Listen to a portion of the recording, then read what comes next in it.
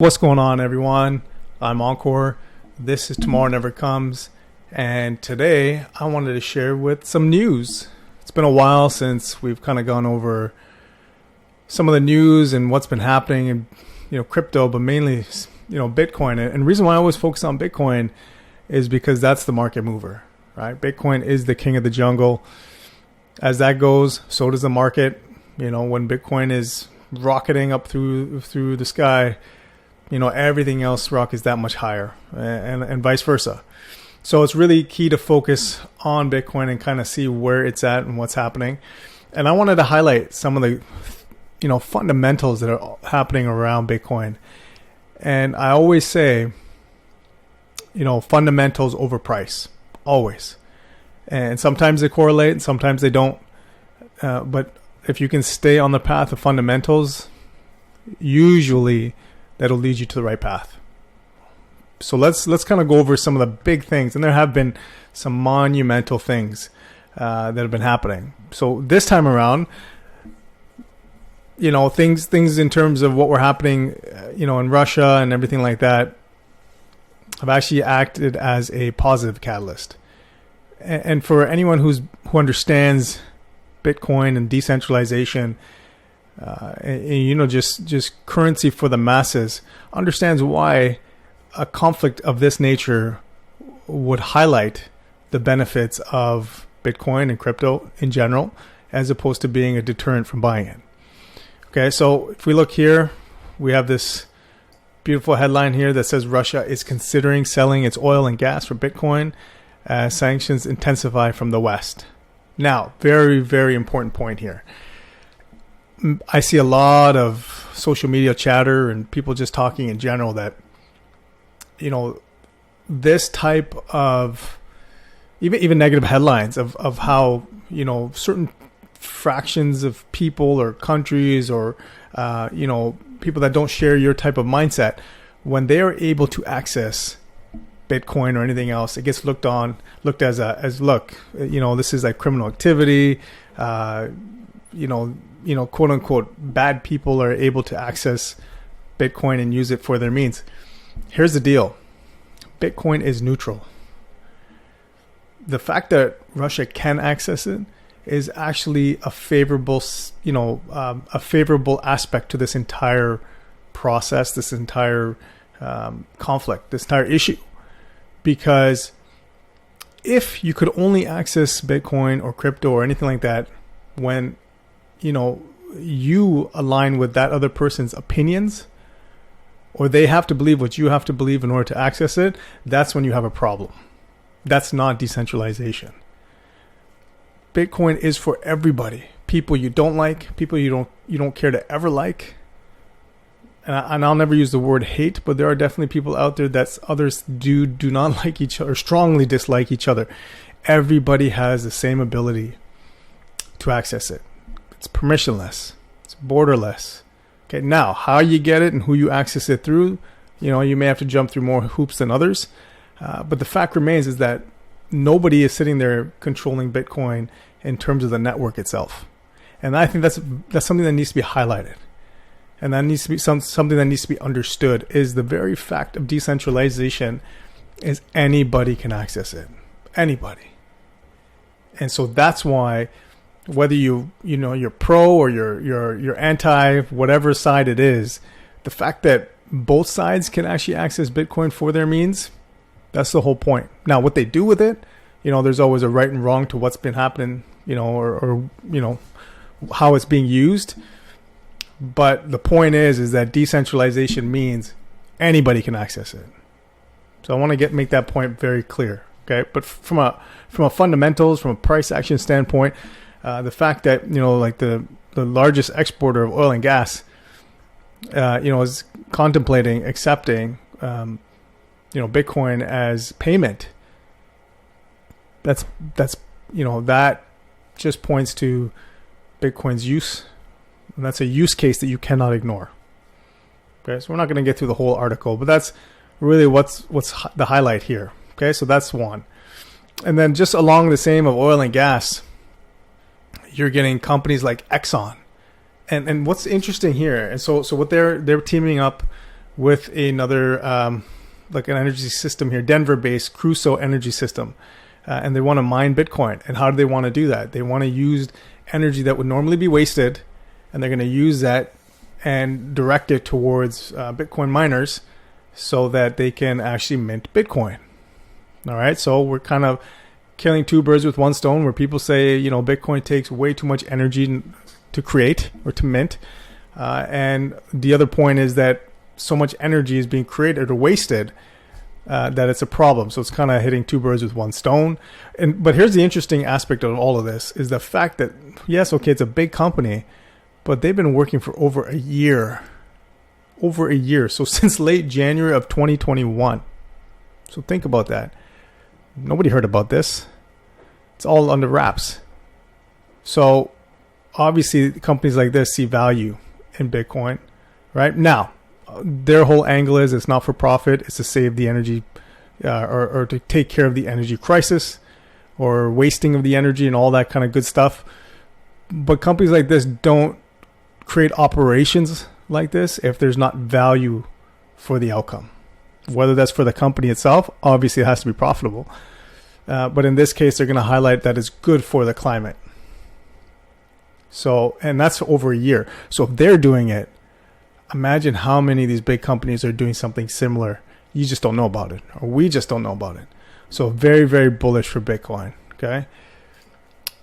Another one here is that Rio de Janeiro is to accept Bitcoin for real estate taxes from 2023. There's another use case.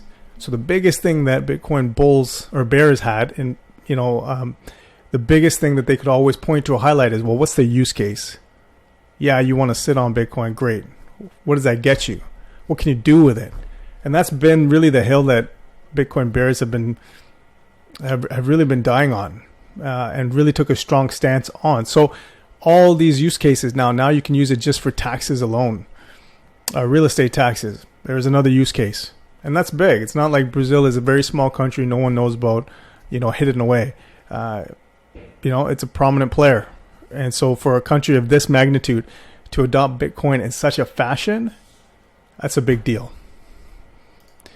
And then for me, if you guys watch this channel at all, sports, I'm a big sports fan and I'm a big crypto fan. So marrying the two together always works. So Crypto.com and FIFA have now joined forces. Okay. And FIFA, massive World Cups here in 2022.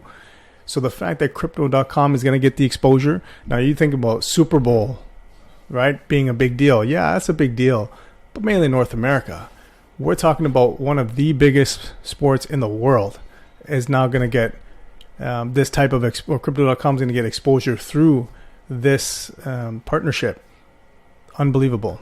Okay, so very, very big deal. These are all very bullish, positive news for Bitcoin, and could be indicative of why the price is doing what it's doing. All right. And lastly, here's what I want to share with you guys. Okay. I want to share with you guys, now that we go through, Bitcoin, a lot of people then tend to associate central bank digital currencies, right? Like a digital dollar with, hey, it's probably the same as Bitcoin or anything that's crypto related. It's not. It's actually the opposite. Okay, so Bitcoin is there to be decentralized. It's as a public ledger, and it's there to be permissionless, censorless, right? It's yours. It's untouchable. Well, CBDCs, central bank digital currency here, or digital, it's a digital dollar basically, is the exact opposite. They have total control. Total control. They know where you're spending it, how you're spending it. They have access to it, and they can shut it off whenever they like. Okay? So here's the head of the Bank for International Settlements here. He's a general manager there. And I just want to play this for you and kind of go through. It's just a minute long. So let's kind of go through this.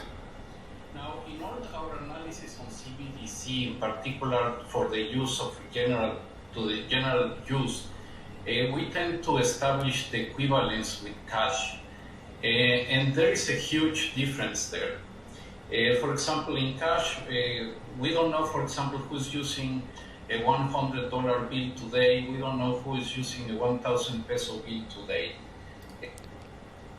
A key difference with the CBDC is that central bank will have absolute control on the rules and regulations that will determine the use of that expression of central bank liability. And also we will have the technology to enforce that. Those two issues are extremely important, and that makes a huge difference with respect to what cash is. So think about what he just said. One, they don't like cash because they don't know who's using it and what are they using it for. Now they're gonna hide. Many people hide under the guise of saying it's for consumer protection.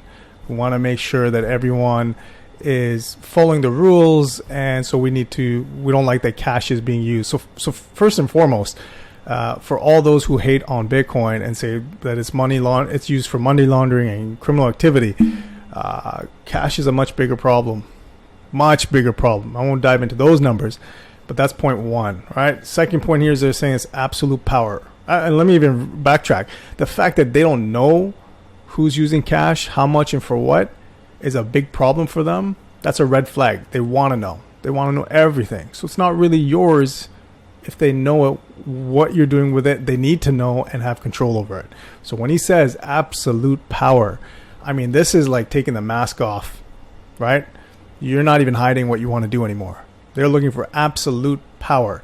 And he also said the ability to enforce that power. So they can shut it off. They could freeze it. You have to justify doing what you did. They can monitor everything. Literally, it's having multiple hands or one big hand in your wallet, and you get an allowance, or it monitors it, and if it doesn't like something, it can shut you down. Okay? So CBDCs are not Bitcoin, are not the same as Bitcoin. They're not, it's not decentralized. None of that. Do not fall into that trap. Okay? So I wanted to highlight that. They're just coming out and saying it now. They want absolute power. And that's what it's always about. So don't fall into the trap of the negative headlines. They've just played their cards. They just put everything on the table, and you just got to pay attention. Okay? So actually, before we go, let's just even look at let's look at where Bitcoin is trending right now. See where the price is at.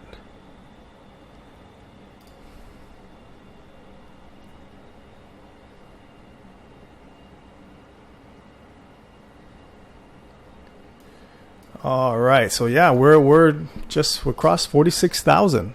That's pretty big right now. So great momentum going forward, and I've highlighted a few reasons as to why. And it's a good time. It's a good time to be a Bitcoin bull, a crypto bull. And I always say, get in the game, have some skin in the game, even if it's a little bit. Okay. Hopefully you guys found some value in this. Beware of those CBDCs. If you hear anyone saying that they're similar, that is false. They are the exact opposite of Bitcoin and anything else that is decentralized. Okay, guys, tomorrow never comes. Today, jump in the game. Hopefully you like, share, subscribe, hit the notification bell, all of that good stuff. And I will see you in the next video. Have a good one.